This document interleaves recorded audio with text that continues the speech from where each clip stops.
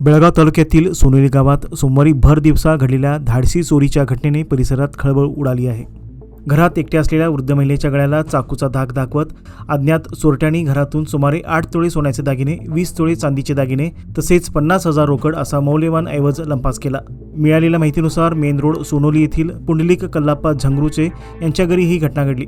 घरात असलेल्या लक्ष्मी नारायण झंगरूचे या वृद्ध महिलेच्या गळ्याला चाकू लावून 2 अज्ञात चोरट्यांनी त्यांना धमकावले।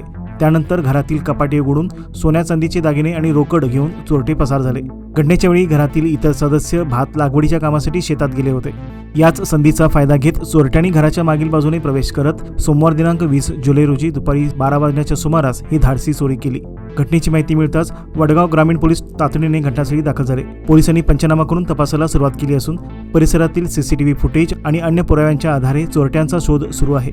भर दिवसा वृद्ध महिलेला चाकूचा धाक दाखवून झालेल्या या धाडसी चोरीमुळे सोनोली गावासह परिसरातील नागरिकांमध्ये भीतीचे वातावरण निर्माण झाले असून पोलिसांनी आरोपींना तातडीने अटक करून परिसरात गस्त वाढवावी अशी मागणी ग्रामस्थांकडून करण्यात येत आहे।